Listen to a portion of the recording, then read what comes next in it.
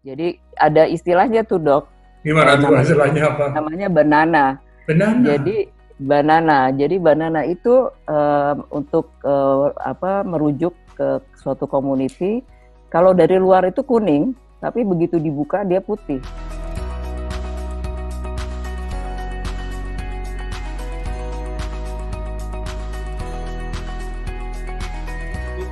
Saya Handoko Wignowarko dari Masro Consulting, Coaching, dan Communicating. Hari ini acaranya adalah sejam bersama HW and Friends dengan bintang tamu adalah Ibu Konsul Jenderal RI di Vancouver, yaitu Dr.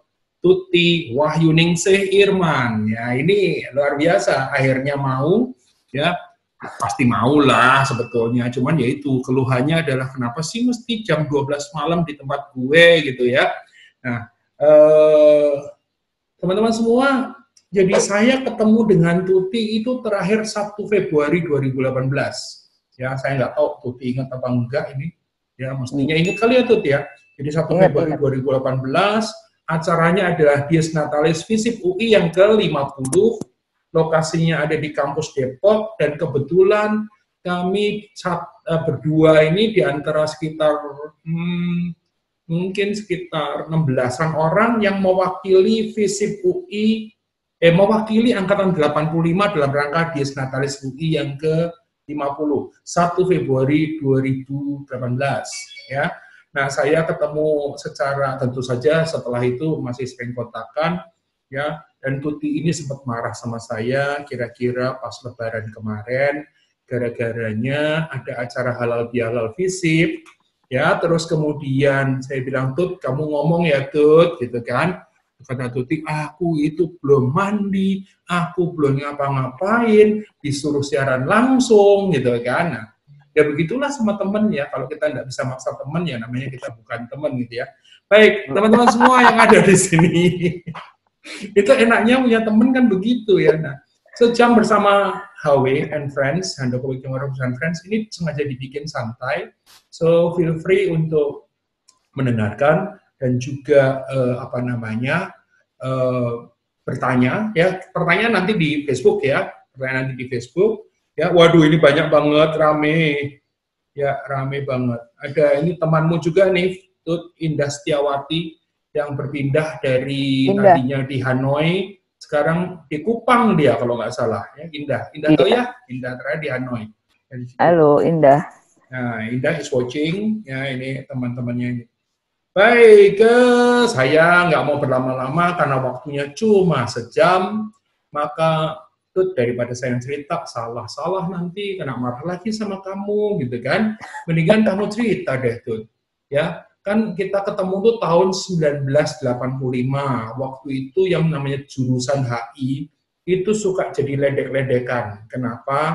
Pertama kali jurusan yang terakhir paling bontot di fakultas. Jadi kalau saya itu kan jurusan yang pertama, urutannya 01, komunikasi. Sementara Tuti ini jurusannya HI, 08. Udah nggak ada lagi yang setelah itu ya. Nah, jurusan 08 ini suka, dan karena judulnya jurusan HI, ini suka diledekin jurusan Blok M, ada jurusan mana Pasar Minggu, jurusan mana gitu kan. Nah, kalau Tuti ini jurusan HI. Itu ceritanya itu perjalananmu dari kuliah.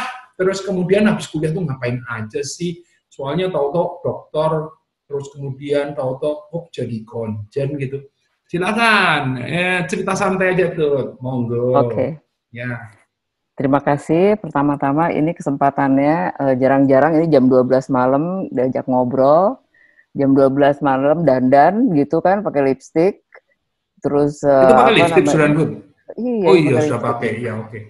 Padahal biasanya udah tidur jam segini, tapi nggak apa-apa, untuk sahabat nggak ada yang nggak bisa, pasti dengan bagaimanapun juga senang sekali bisa ada di sini. Uh, Pertama-tama masuk HI itu yang berkesan, memang jurusannya paling bontot, tapi jangan salah, angkatan 85 itu angkatan pertama, jadi ada pertamanya juga. Jadi kita itu sebelum angkatan 85, HI itu adalah bagian dari Politik ya. studi politik.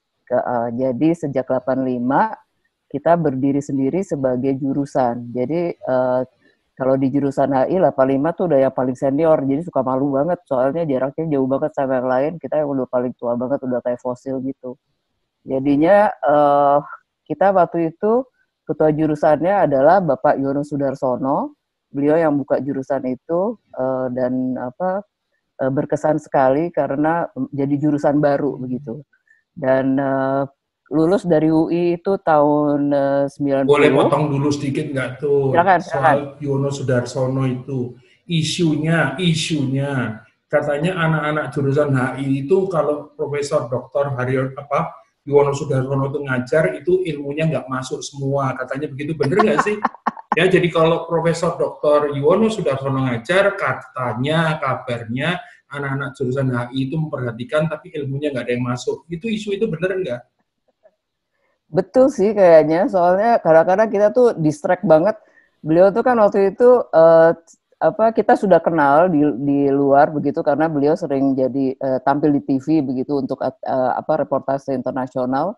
Kemudian tahu-tahu, kok jadi ngajar gitu. Jadi kita tuh kadang-kadang ini yang biasa di TV gitu. Dan beliau waktu itu masih muda dan wawasannya sangat luas dan kalau bicara tuh memang kayak menghipnotis banget, terutama sih untuk cewek-cewek kali ya.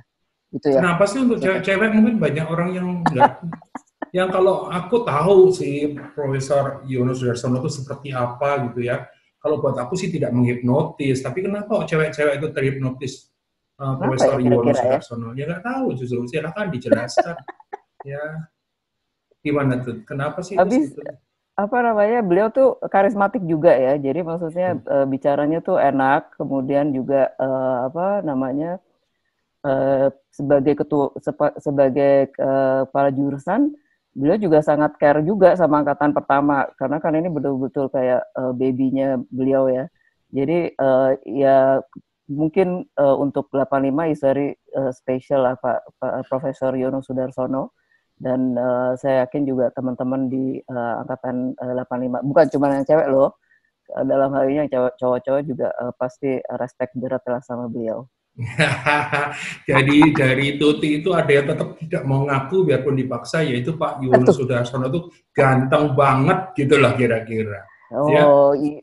Iya betul kan? Banyak yang nggak tahu siapa ganteng ya. Oke, baik. Terusin ceritanya. Oke, terus tahun 90 itu aku selesai, kemudian ngelamar-ngelamar di beberapa tempat, sempat juga kerja di swasta, Sumitomo, itu di perusahaan Jepang, perusahaan besar ya, terus sambil nunggu beberapa aplikasi dan akhirnya dapat panggilan dari Kemlu. Tahun 91 itu aku masuk di Kemlu, keluar dari Sumitomo. Tapi ada yang sedih nih, Dok. Gimana tuh? Karena kalau dari Sumitomo itu, kita kalau pulang itu suka beliin orang-orang rumah tuh makanan gitu. Kegemaran kita waktu itu tongseng gitu. Jadi kita suka bawa tongseng, bawa sate gitu ya. Tapi itu nggak bisa dilakukan pas sudah masuk ke Kemlu. Waktu itu masih Deplu ya namanya ya. Ya karena beda banget lah ya, kan uangnya juga beda banget. Oh gitu, kasihan. Penghasilannya berbeda, jadi nggak bisa bawa pulang ya. Aku ingat banget kalau pulang kantor tuh suka bawain makanan buat orang rumah. Pas habis itu, oh iya sekarang udah nggak bisa ya. Ya udah, tapi seneng banget, alhamdulillah bisa diterima di Kemlu. Walaupun sebetulnya ya agak kaget juga ternyata ya alhamdulillah bisa diterima. Dan tahun 93 alhamdulillah dapat kesempatan dari Chevening Award untuk ngambil S2 di London, di London School of Economics. Dan itu juga seperti mimpi ya, akhirnya bisa sekolah di situ dengan beasiswa Chevening. Itu juga kampusnya Pak Yono tuh by the way. Jadi aku juga lapor dengan Bapak, beliau juga senang banget.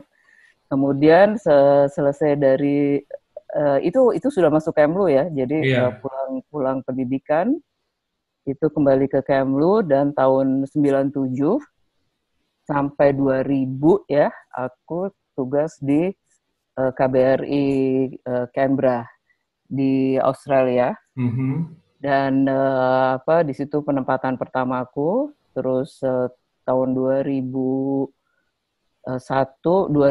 kemudian pulang ke Kemlu 2003 sampai 2007 aku tugas lagi keluar, jadi modalnya keluar masuk gitu. Di dalam negeri biasanya 3 tahun. Kemudian itu penempatan kedua itu di Washington DC. Wow. Di situ ketemu teman kita juga, Entes. Okay. Senang banget. Kemudian dari Washington balik lagi ke Jakarta 2007, 2010 pergi lagi ke New York sampai 2014 di sana. Aku ditugaskan di perusahaan tetap Republik Indonesia di PBB di UN. Dan setelah itu kembali 2014 balik ke 2014 balik, kemudian 2017 ini sebetulnya cita-cita udah lama, memang kepingin untuk ngambil S3 dan itu dapat dukungan dari ibu juga. Dan alhamdulillah sebelum ibu pergi berpulang, aku udah diterima di S3. Jadi beliau senang sekali udah dengar bahwa aku diterima di S3. Tadinya bingung mau kemana, pendaftaran di UI untuk kajian lingkungan, kalau nggak salah ya, S3 untuk kajian lingkungan, itu telat hanya 1 hari. Aduh, aku udah nyesel banget. Jadi udah nggak bisa, aku udah coba telepon nggak bisa. Terus terang pilihannya kalau HI itu di UGM atau di Unpad. UGM terus terang agak berat karena ini kan bayar sendiri ya, Dok, jadi nggak ada beasiswa untuk pulang pergi. Udah berat banget, jadi akhirnya di Unpad. Tapi Unpad itu memang juga jurusan yang tertua ya, fakultas dengan jurusan HI yang tertua di Indonesia. Jadi aku di sana selesai sampai selesai 2017. Jadi kemudian 2018 ketemu deh Handoko. Kemudian terus aku penugasan di Vancouver. Mulai 2018. Gitu. Jadi teman-teman semua, buat yang mungkin yang belum tahu ya, kalau teman-teman lama itu manggil saya aja bukan Handoko, ya orang manggilnya Dok gitu aja gitu ya. Iya. Jadi kalau kalau yang sengaja dipikirin Tuti panggilnya Handoko gitu kan. Tapi begitu nggak sadar manggilnya Dok juga akhirnya gitu ya. Ya begitulah kalau di kampus. Ya, ini kan menarik ya Tut ya. Buat teman-teman tuh juga kaget gitu. Tahu-tahu Tuti konjen gitu kan, karena mungkin kan Tuti sempat rada ngilang itu kalau nggak salah ya, karena kesibukan pekerjaan itu kan.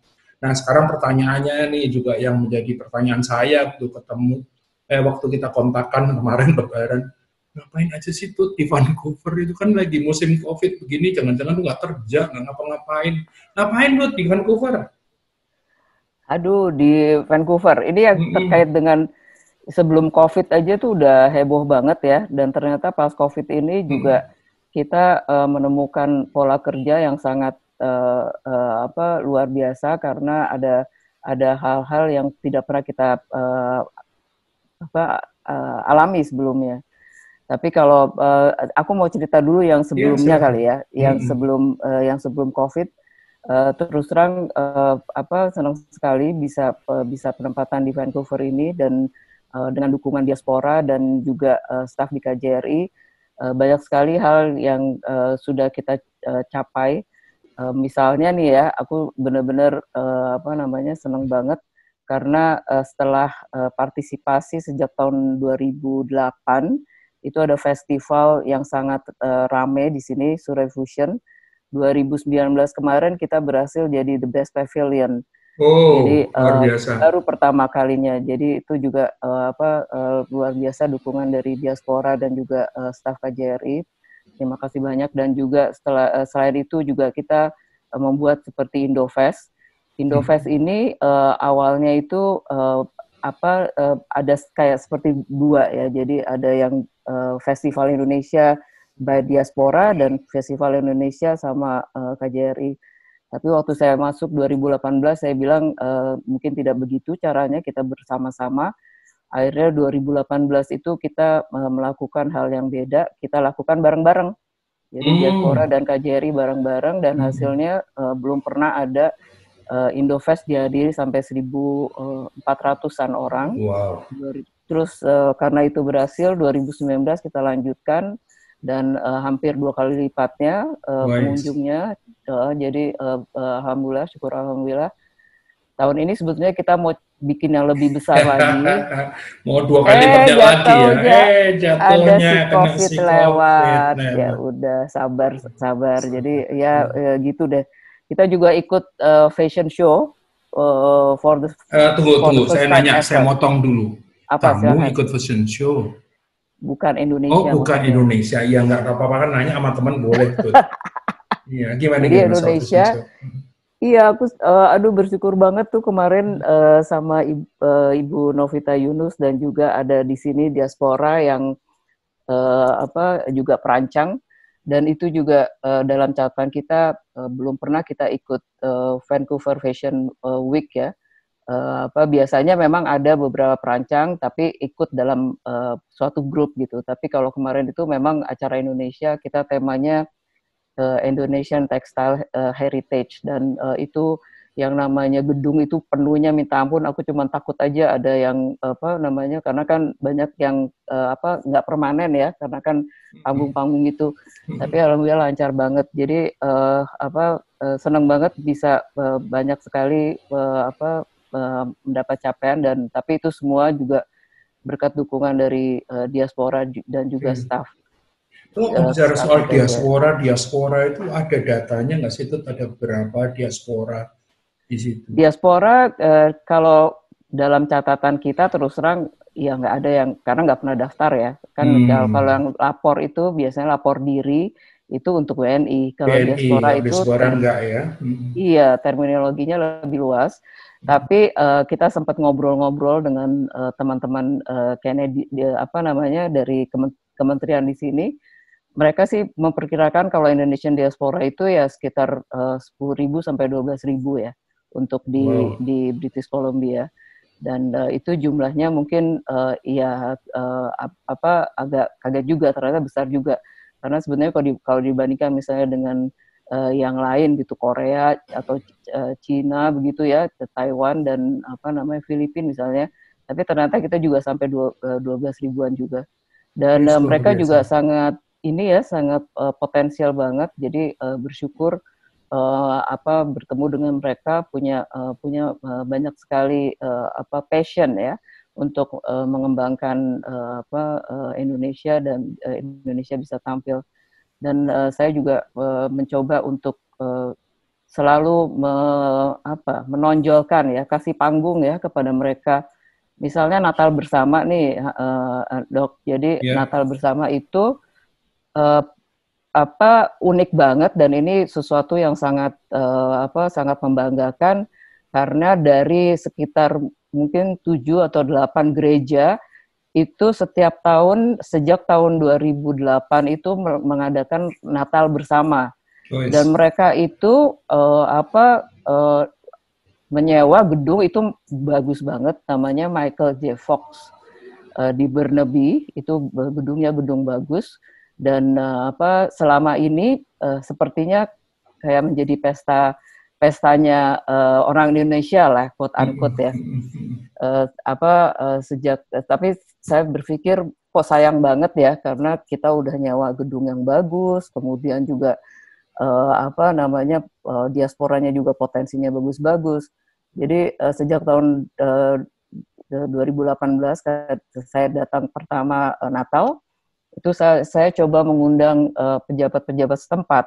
Jadi saya undang city councilor, saya undang beberapa kenalan yang karena kan ini Burnaby itu di pinggirnya Vancouver ya, jadi kayak kota kecil, mungkin kayak Bintaro gitu ya. Nah itu kan pejabatnya juga sebetulnya bisa dikenal begitu, jadi bisa Dan 2019 kemarin, jadi sejak 2018 pestanya itu bukan cuma pesta Indonesia, tapi juga melibatkan tokoh-tokoh di wilayah itu. Dan 2019 itu akhirnya mayornya juga datang. Luar Dan biasa. jadi saya juga senangnya tuh karena bisa showcasing ya bahwa Iya. Indonesia tuh hebat gitu loh. Mereka bisa bikin perayaan Natal bersama-sama, terus juga acaranya bagus, kemudian ada Iya. gamelan segala 2019 Luar itu, biasa. Iya. terus di gedung yang bagus, yang mewah. Jadi saya memang posisi saya akan selalu mencoba mengedepankan ya showcasing potensi dari Showcasing. diaspora. Iya. Karena kalau yang namanya aku gitu ya, kita diplomat di KJRI itu kan kita hanya sementara ya, tapi mereka itu akan ada di sini, dan kalau mereka kuat tidak ada lagi yang diuntukkan selain kecuali Indonesia gitu. Betul. Jadi penting banget untuk Dan penting juga sudah di situ pun agar supaya cintanya ke Indonesia tidak pernah luntur ya, Tut, ya. betul. Nah, Ya, itu ya. luar biasa ya. Dan ini pasti akan ada program-program dalam tanda kutip pengganti ya, Tut, dengan adanya si COVID itu, mestinya kan ada program-program yang ada pengganti. Tentu saja dengan mungkin kan memanfaatkan digital seperti ini ya. Buktinya saya sama kamu bisa ngobrol sekarang begini ya. Itu aku mau flashback. Kamu mau ada yang mau sampaikan lagi nggak? Kalau nggak, aku mau Nah, ini yang soal sedikit. COVID nih. Soal Gimana tuh COVID soal itu COVID? juga unik banget ya. Jadi saya tuh waktu begitu ada health emergency, banyak dapat kontak dari Jakarta, kenalan-kenalan yang anaknya sekolah di sini. Jadi mereka khawatir sekali ya, karena kan tidak penuh ketidakpastian. Jadi kita bersama Permika itu buat namanya Triple S COVID-19. Triple S COVID-19. Iya, Student Support System. Dan itu kita manage dua WhatsApp group. Yang satu itu lebih ke student, yang satu itu lebih ke parent. Kalau yang parent itu terus terang aku tanganin sendiri. Dan dan itu mendapatkan respon yang sangat baik. Sekarang jumlahnya itu udah hampir 230-an dan jadi 256 harusnya itu ya maksimum. Iya. Iya. Jadi pokoknya intinya supaya Indonesia tenang. Iya, jadi ada peace of mind ya, anaknya di sini juga jelas. Kemudian untuk anak-anak, karena peraturan itu berubah terus, Dok. Jadi peraturan dari Kanada atau negara transit atau di Indonesianya juga. Jadi di Indonesia itu juga kan sangat reaktif juga. Awalnya tidak perlu, kemudian perlu, kemudian karena sebetulnya di negara manapun juga, pimpinan manapun juga nggak pernah ada yang nggak siap menghadapi ini ya, Tut, ya. Jadi yang baik sekarang belum tentu baik nanti, yang jelek sekarang belum tentu jelek nanti gitu ya. Jadi banyak perubahan. Terus apalagi jadi nggak nganggur dong sebetulnya ini COVID ini. Saya bayangin ya 230 something orang tua dihandle sendiri oleh ibu konjen. Saya bisa kebayang, aduh ya ampun, cerewetnya kayak apa itu orang tua itu. Ya, kalau terkait dengan anaknya itu kan soal nyawa, soal investasi, soal ya belahan hati, gimana tuh? Iya, sebetulnya bukan aku yang menghandle, aku yang jadi untuk masuk dalam arti aku coba jaga supaya tahu betul-betul siapa yang masuk ke dalam grup itu. Tapi di manage bareng-bareng juga dengan Ibu Afina Budarudin dari konsuler dan juga Bapak Firman Priambodo dari Pensosbud yang terkait dengan soal 24 jam itu ya sibukannya ya. Iya, terus juga ada dari atas perhubungan yang beliau berkedudukan di Montreal juga aku masukin karena kemarin banyak sekali terkait dengan yang terkait dengan Kementerian Perhubungan untuk izin-izin dan juga waktu itu genting banget ya. Jadi bisa dibayangin sih betapa khawatirnya ya. Tapi yang unik ya, kalau di WhatsApp grup student itu anteng banget, Dok. Iya. Tapi kalau yang di WhatsApp Iya. grup ibu-ibu tuh kayak ibu-ibu dan bapak-bapak, sorry ya, Iya. bukan orang tua itu Hiper memang khawatir. kelihatan banget gitu Iya, khawatirnya gitu. Jadi aku betul. bilang ya apa namanya, tapi kalau yang anak-anak itu malah Cuek ya, yang kayaknya kayak nggak ada belum apa-apa. iya, tapi apa namanya, karena memang juga yang penting ada komunikasi itu yang penting, dan setiap ada ketentuan baru atau perubahan atau apa Iya, itu langsung kita wah, share, luar biasa. dan apa namanya, mudah-mudahan. Dan satu lagi yang unik ya, gara-gara ini saya banyak sekali berkenalan dengan bapak-bapak dan ibu-ibu yang luar biasa ya. Jadi maksudnya aku berpikir kalau nggak ada COVID nih aku nggak akan kenal sama orang-orang hebat ini gitu loh. Jadi aku Oke. juga ya itu ada hikmahnya dari semua Blessing ini ya. ya, Dan ada ya blessing jadi di apa balik ini. namanya, dan ternyata itu juga solidaritas di dalam grup itu juga luar biasa sekali. Kemarin kita malah dapat kiriman masker dari Jakarta, karena kan kita juga ada program sanitasi pelajar sehat ya. Jadi untuk student kan itu mereka nggak bisa keluar. Jadi masker tuh juga susah, terus hand sanitizer gitu, apa namanya, kita kirim ke asrama mereka, ke akomodasi mereka, dan ternyata itu jadi apa, ada seorang bapak dan ibu dari grup itu, dari grup parent yang akhirnya juga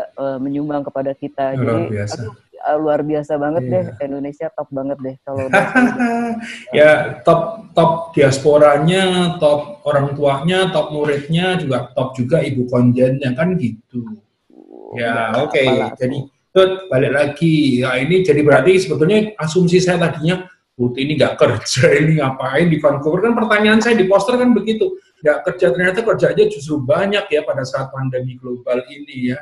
Karena nanganin orang tua yang hiper khawatir, nanganin anak-anak yang hiper santai gitu kan. Nah, dan peraturan yang berubah-ubah baik di Kanadanya maupun di Indonesia dan juga di negara-negara lain. Terus ada pertanyaan dari pengalaman unik lucu yang tidak terlupakan selama jadi diplomat. Ada nggak yang perlu diceritakan? Kok tadi kan pengalaman sering di kos, tapi itu kan tahun 87 tuh udah lama banget sekarang nih jadi diplomat ini. Kan kamu bilang katanya 3 tahun pindah gitu kan, kayak apa namanya, kayak apa keong gitu kan. Silakan. Tapi ya memang kalau di Kemenlu ya begitu ya Tut ya. Silakan Tut.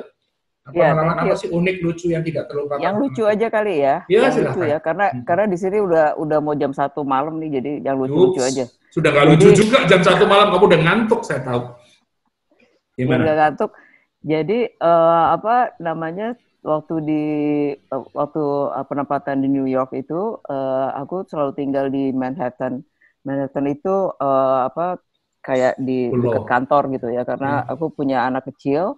Jadi aku bilang aku nggak mau spend waktu selain untuk keluarga dan untuk kerja. Jadi kalau tinggalnya di pinggir itu pasti akan spend waktu untuk karena traffic ya, jadi macet banget juga. Jadi saya cari yang di dalam, tapi memang mahal. Dan ternyata bukan cuma mahal, Dok. Itu juga aku baru tahu. Ternyata jadi diplomat di Manhattan itu lebih dihargai guguk daripada diplomat. Jadi kalau kita apply itu suka ditulis tuh doc allowed gitu ya, doc boleh masuk ya. Tapi begitu kita masuk ke ketemu sama manajemennya, begitu tahu kita diplomat, dia nggak mau kasih ke kita. Jadi aku pikir, jadi kita tuh diplomat tuh jadi apa namanya, lebih berharga, lebih dihargai Dok, guguk daripada gugupnya. kita. Kenapa sih Iya, ada jadi alasan khusus kenapa tuh? Kenapa iya, kok? karena kan banyak juga di UN itu yang di PBB itu diplomat yang dari negara berkembang dan dulu-dulunya ya. Jadi mungkin ini udah lama sih. Ya. Ada diplomat-diplomat yang istilahnya tuh nggak bener gitu, ngemplang kali ya, nggak bayar atau apa. Jadi habis gitu tuh kayak di blacklist gitu jadi diplomat. Jadi itu aku sedih banget gitu. Padahal aku kan pingin banget bisa tinggal di Manhattan, tapi ya alhamdulillah akhirnya dapat. Itu juga karena itu satu grup dengan grup apartemen yang pernah aku selalu pakai waktu aku sebelumnya penempatan di Washington. Jadi mereka punya seperti brandnya di Manhattan, kemudian Sudah aku ada kontak database mereka. bahwa kamu tidak pernah ngemplang gitu Iya ya. gitu.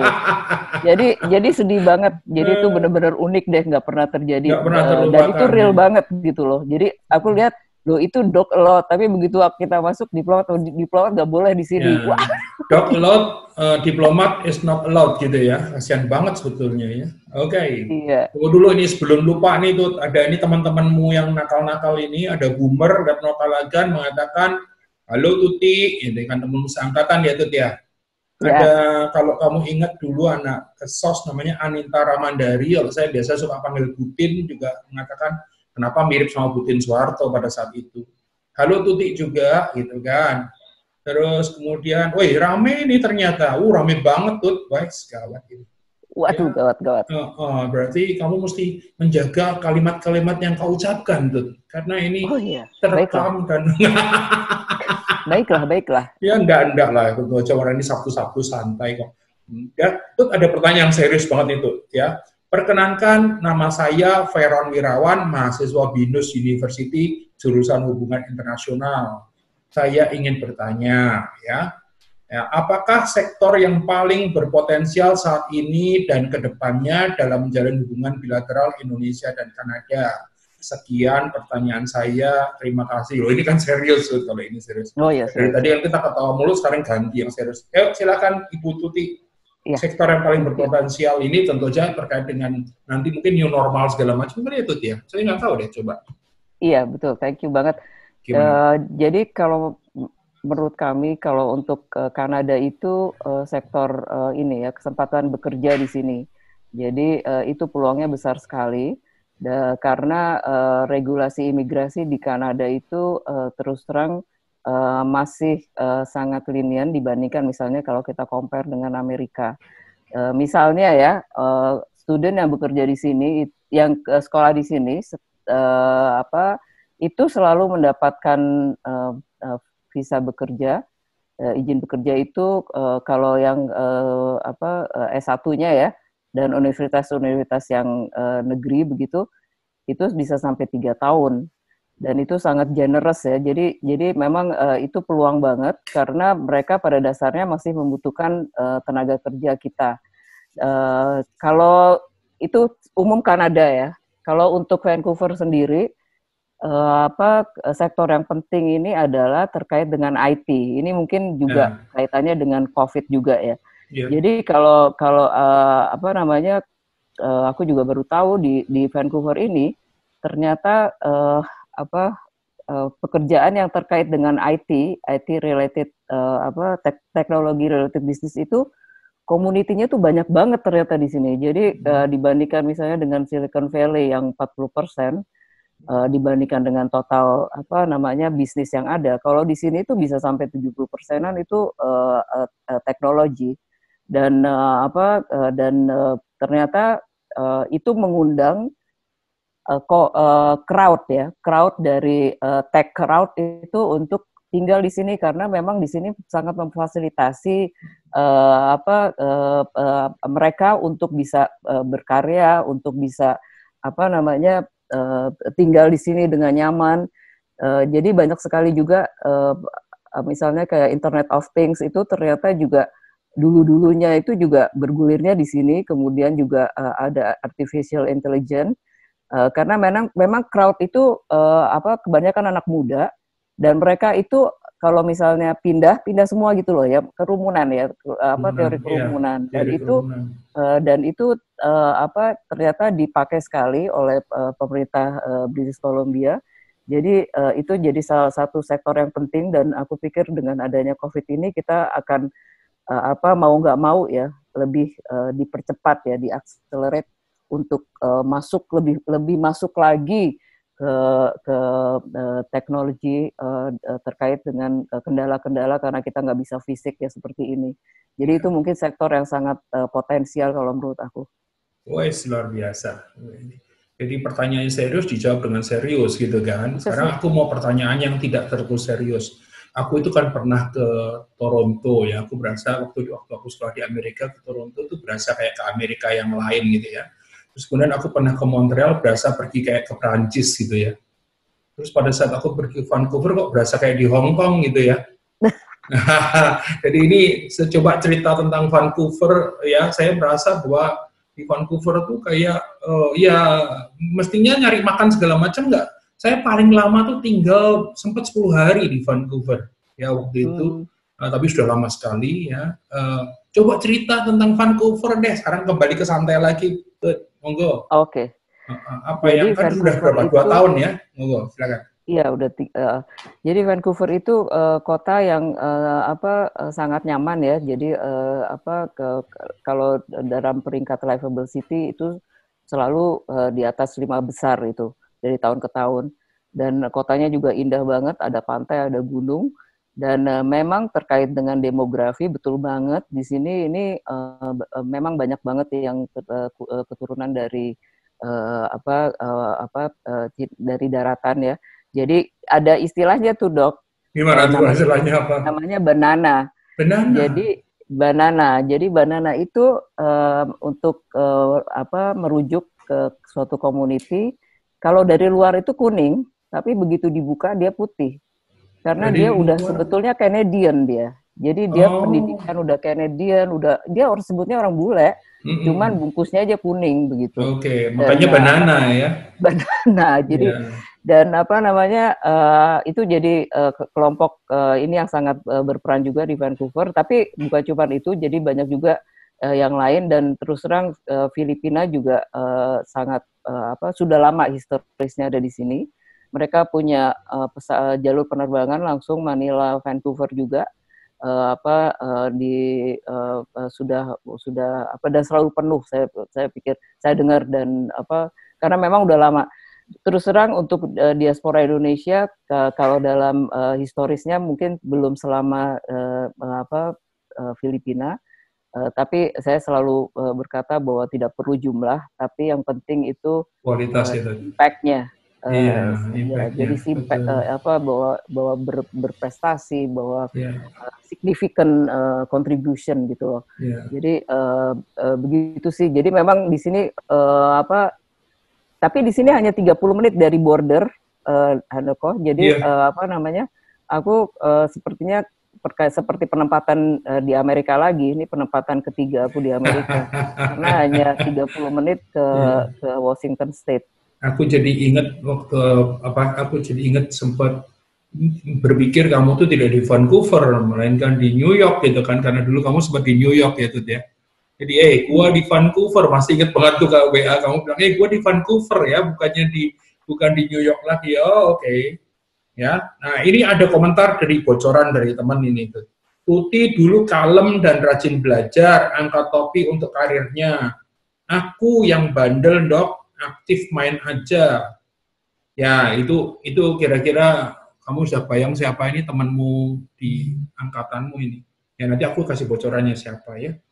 Produk apa dari Indonesia yang kira-kira diminati di Vancouver? Infonya agar aku bisa share ke teman-teman UKM. Jadi kebetulan temanmu ini aktif di UKM, ya UKM di Indonesia. Dan gue pikir barangkali kalau memang ada pasar untuk di Vancouver gitu kan, mau tahu bocorannya orangnya siapa? Ya, mungkin kalau nama banyak orang yang lupa karena namanya adalah singkatannya RK ya. Dulu juga namanya bukan RK rasanya, tapi belakangan berubah jadi namanya RK. Tapi kalau saya sebut nama Boomer pasti kamu ingat. Ya, ini pertanyaan dari Boomer. Silakan. Siap. Gimana produk apa di Ya, Indonesia? ke Boomer itu sebelum aku jawab, mungkin luar biasa ya. Aku suka banget itu masker-maskernya buatan Boomer ya, bagus sekali dan sangat rapi gitu ya. Pingin Ya. banget sih bisa punya, tapi memang mungkin masih susah ya. Kalau untuk produk di sini, ngomong soal masker itu juga peluangnya besar. Tapi aku ingin sekalian info aja, kita juga di sini ada ITPC namanya, Trade Promotion dari Kementerian Perdagangan, dan KJRI dan ITPC kita akan gear up nih setelah kita sudah pacing out ya, restart ya untuk mulai pulih. Jadi kita mulai gear up untuk situasi yang pasar yang mulai bergerak lagi. kita Juli akan dari Juli. Bentar, Sud, suaramu hilang. Dan KJRI dan ITTC kita. Bentar, suaranya agak hilang. Di unmute boleh? Suaramu hilang, Tut. Ya, suaranya masih hilang, Ibu Tuti. Ya, nyala lagi, silakan. Oke. Tunggu, ada yang suaranya hilang. Bentar, Tut, suaranya hilang, Tut. Oke, Bu Tuti boleh dipencet sedikit sound-nya karena hilang. Ya, kenapa hilang? Ini misteri. Ini. Yes, okay. Mantap. Okay, ya, tadi hilang, belum, baru sampai. Katanya Boomer itu produknya bagus, terus kemudian apa PC gitu. Nah, silakan diulang dari situ. Di Kanada ada apa?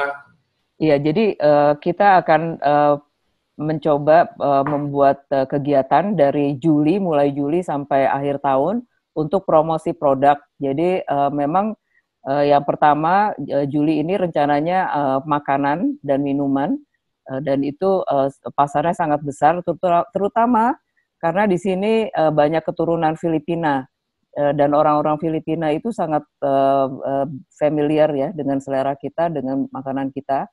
Tapi selanjutnya banyak lagi yang lain dan aku pikir termasuk juga alat kesehatan nanti juga jadi salah satu tema dari promosi kita dari Juli sampai Desember dan kalau memang bisa partisipasi akan senang sekali nanti kita bisa kontak lagi deh Bum karena Boomer terus terang bagus banget itunya maskernya dan sekarang kan semua orang pakai masker ya. Iya, jadi new normal itu bermasker, tidak berlipstick kira-kira gitu ya. Setuju. Terus apa lagi tuh yang kesempatan lagi buat Indonesia? Iya, selain itu sih memang ada juga yang sangat disukai ya, itu kopi Indonesia. Mungkin ini juga terkait dengan salah satu teman kita, Dok. Jadi kita juga sudah buat dua capaian sebetulnya. Pertama itu 2018 itu pengiriman kontainer untuk pertama kalinya biji kopi specialty cafe ya.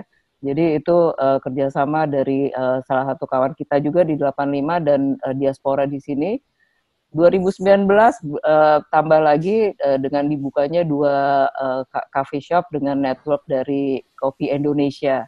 Jadi ada dua coffee shop di Vancouver yang pakai lambang Kopi Indonesia dan itu jadi unik banget karena saya jadi punya tempat untuk bisa ngundang kolega-kolega untuk menikmati kopi Indonesia dengan tempat yang lebih baik dan representatif gitu. Wais, mantap banget. Ya, luar biasa ya. Jadi kesempatan banyak, apalagi ada Bu Tuti ini kan.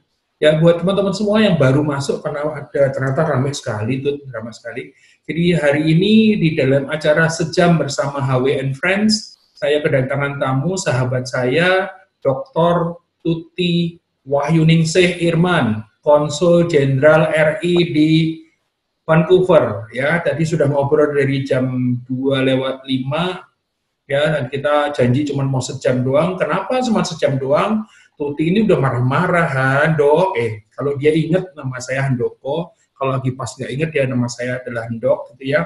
Dok, gue tuh udah jam 1, ngantuk, katanya begitu. Terus jam 1:05 kita tutup. Jadi di Indonesia kira-kira jam 3:05 gitu ya. Jadi Ibu Tuti Wahyuningsih Irman adalah Konsul Jenderal RI di Vancouver, Kanada. Ya, dari tadi sudah cerita pengalamannya. Jadi beliau ini adalah lulusan dulu berteman dengan saya dari sejak tahun 85, 35 tahun, itu gila lama banget ya, itu 35 tahun. Ya itu zaman saya beda jurusan, saya di komunikasi, Tuti ini di jurusan HI, dan dulu jurusan HI ini suka diledekin sama teman-temannya. Kenapa? Disamakan dengan jurusan Blok M, disamakan dengan jurusan Pasar Minggu gitu ya. Sementara yang lain tuh jurusannya kan jurusan yang keilmuan, sementara ini jurusannya jurusan lokasi gitu ya. Ya, Bundaran HI atau Hotel Indonesia katanya. Padahal namanya tuh hubungan internasional ya. Oke, jadi sekali lagi saya bersama dengan Dr. Tuti Wahyuningsih Irman, Konsul Jenderal RI di Vancouver. Ya, hari ini memang sengaja ngobrol santai-santai banget ya. Mudah-mudahan membawa manfaat. Nah, saya mau memberikan penutup nih tuh. Jadi masih ada sekitar 7 menit lah gitu ya. Jadi begini tuh, yang saya dengar ya, kalau saya ingat dulu yang namanya jurusan HI itu kan baru pertama kali di angkatan kamu di UI ya. Itu tahun 85 ya. Tapi yang saya dengar belakangan jurusan HI itu mengalahkan semua jurusan-jurusan yang lain yang ada, bukan hanya di FISIP melainkan di seluruh UI ya. Itu katanya itu ratingnya paling tinggi, artinya ada demikian banyak orang yang pengen mengambil jurusan HI gitu kan. Termasuk tadi yang sudah nanya dia pengen masuk UI terus kemudian kuliah di tempat lain dan sebagainya, pokoknya harus UI, harus HI, nggak boleh enggak. Nah, saya sebagai ini, kalau saya bilang bini sepuh, kelihatannya kamu tua banget ya, Dut ya. Tapi ya memang sudah tua gitu. Memang udah tua. Memang udah tua ya. Jadi apa sih sebetulnya kalau kita bicara soal insight atau bicara soal nasihat bagi orang-orang yang belajar HI ini, sehingga kan tadi yang tua-tua udah nanya nih soal ekspor, soal ini, soal apa gitu kan. Nah, dan juga cerita tentang bagaimana kiprah kamu di Kanada, bagaimana di Vancouver khususnya, bagaimana akhirnya namanya orang tua dan anak-anak itu dikelola sehingga tadi istilahnya adalah SSS COVID-19 gitu ya. Ya, terus kemudian ada satu kalimat yang saya suka sekali, kamu bicara soal peace of mind. Ya, peace of mind ini menjadi penting sekali gitu ya. Nah, itu semua kan sudah diceritakan. Nah, sekarang buat yang anak-anak muda yang terobsesi sama seperti kamu mungkin 35 tahun yang lalu masuk jurusan yang baru pertama kali di FISIP gitu ya, jurusan HI yang masih suka diledekin sama teman-temannya gitu kan, tapi ternyata kamu membuktikan sesuatu yang tidak sama, yang berbeda, yang akhirnya dan saya harus bilang dan teman-teman semua bangga bahwa Tuti Irman itu memang luar biasa, gitu kan. Nah, buat adik-adik yang mungkin ingin atau sudah masuk atau sekarang sedang merintis karir, ada nggak sih tips atau insight apa sih sebetulnya yang bisa buat mereka itu jadi pegangan atau hari ini kalau mereka sudah percaya maka yang diteguhkan dengan nasihat dari Ibu Konjen RI di Vancouver ini. Ayo Tut! Serius yang kali ini, Tut. Serius ini. Thank you. Ya, serius. Ya, sekaligus juga jadi penutup ya, Tut ya. Oke. Kecuali kalau kamu masih mau setengah jam lagi, udah ngantuk belum sih? Udah ngantuk ya, Tut ya? Kecuali kamu mau setengah jam lagi, ya saya terusin. No, saya belum apa-apa, sore masih di sini. Oke, jadi silakan teman-teman semua yang ini Ibu Tuti Wahyuningsih Irman, Konsul Jenderal RI di Vancouver, akan memberikan sedikit tips karena beliau ini hanya berapa lama saja bekerja di perusahaan swasta di Jakarta, selebihnya diabdikan di dulu Deplu, sekarang namanya Kemenlu, ya, dan akhirnya sekarang menjadi Konjen RI di Vancouver. Silakan Ibu Dr. Tuti Wahyuningsih Irman. Terima kasih Pak. Jadi kuncinya mungkin satu ya, kita harus punya mimpi ya, cita-cita. Mungkin itu yang yang mendrive dan memberi semangat kita. Dan yang pasti ketekunan itu penting. Tapi selain itu juga bagaimana kita relevan juga dengan berinteraksi juga dengan lingkungan yang ada.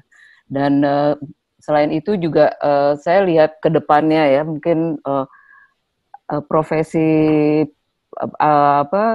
yang terkait dengan jurusan hubungan internasional ya memang bukan melulu menjadi diplomat, tapi itu bisa juga kita menyebutnya di sektor yang lain ya. Dan itu yang penting adalah bahwa kita untuk sekarang ini ya betul kuncinya juga menguasai teknologi ya, karena itu akan masuk kemana-mana. Jadi itu penting sekali. Dan saya juga terus terang agak masih gagap juga di sana sini. Tapi tantangan ke depan adalah kita harus bisa menguasai teknologi. Satu hal yang unik ya Dok untuk profesi diplomat, mungkin bisa di-share juga di sini. Kita itu selalu punya batasan waktu untuk bekerja.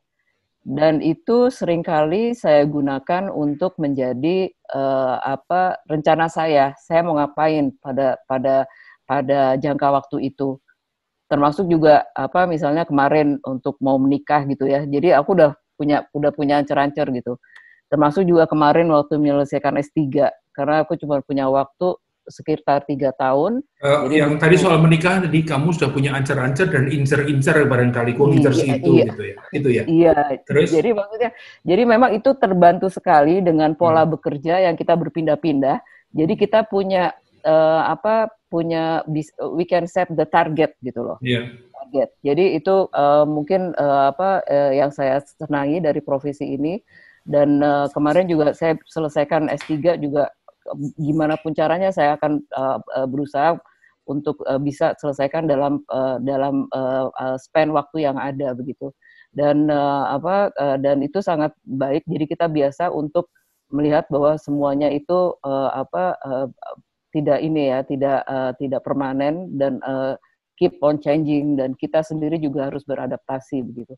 Dan satu hal lagi mungkin yang betul-betul berdasarkan pengalaman ya, dan ini juga sering disebutkan oleh Ibu Menteri Luar Negeri, kita harus bekerja dengan hati. Jadi itu mungkin juga demikian, bahwa kita melakukan segala sesuatunya itu memang dengan bersungguh-sungguh dan diharapkan juga bisa mencapai hasil yang kita inginkan, begitu sih. Mungkin itu sedikit.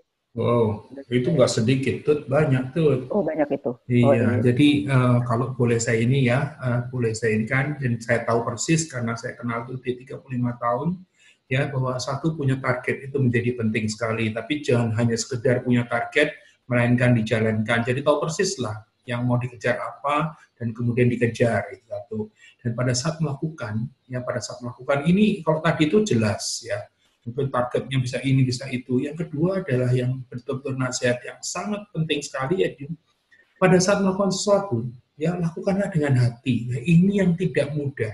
Ya, banyak orang yang sekedar melakukan, padahal kalau sekedar melakukan ya nggak bisa jadi apa-apa ya. Jadi punya target jelas dan dijalankan, dan kemudian bekerjalah atau lakukanlah semuanya itu dengan hati. Gitu ya, itu ya kira-kira itu. Iya. Iya, betul. Betul ya? Iya.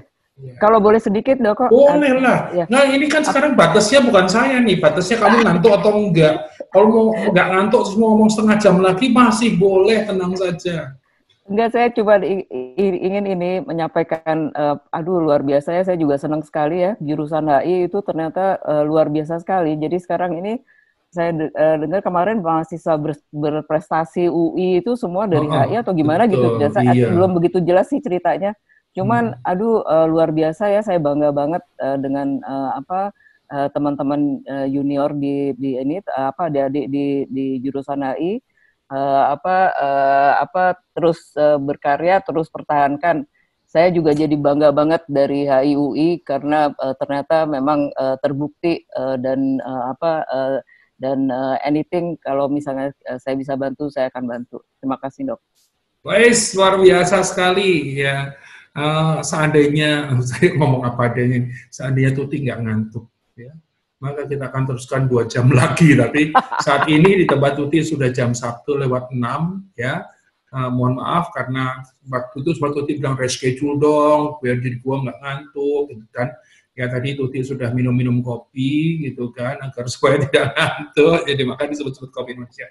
Teman-teman semua, hari ini ya di acara yang berjudul Sejam Bersama HW and Friends, memang sengaja diundang teman-teman ya untuk apa? Bukan untuk menyombongkan diri, tetapi berbagi, ya, berbagi bahwa tidak ada semua yang datang begitu saja, semuanya dengan perjuangan. Kalau ada dilihat sebagai teman, saya tahu Tuti dulu tekun, ya, semua orang ngakuin gitu kan, lepas dari masalah, kalaupun anak muda itu ya tetap ada nakalnya gitu ya, Tuti ya.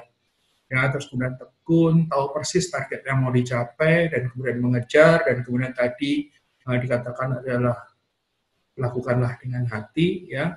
Dan sekarang ini, dan ada juga yang poin yang penting tadi adalah soal perubahan, ya. bahwa kita selalu berubah nih, ya situasi membuat kita berubah, maka kita harus beradaptasi, kita harus mengejar agar supaya kita jangan tertinggalan juga. Ya, teman-teman semua, seandainya Tuti nggak ngantuk, kita bisa perpanjang, tapi Tuti sudah ngantuk, saya tahu, karena memang biasanya dia cuci kaki pipis bubuk itu 3 jam yang lalu, sekarang sudah jam 1. Nggak tahu. Ya, udah nggak tahu. Karena saya masih ingat sekali ya, Tuti pernah saya todong 2 minggu yang lalu pas Lebaran untuk pidato padahal belum mandi gitu ya. Ada sebetulnya cerita detailnya sih, Tut, bukan soal belum mandi tapi soal yang lain gitu kan. Tapi itu rasanya nggak pantas untuk diceritakan untuk seorang ibu konjen gitu ya. Tapi sebagai teman saya dapat bocorannya bahwa Tuti sudah ngapain sehingga tidak mau keluar di layar waktu itu, dan saya paksa tuh ayo Tuti keluar, akhirnya keluar juga dan memberikan sambutan gitu ya. Baik teman-teman semua, hanya waktu yang misalkan kita ya, kita akan ketemu lagi.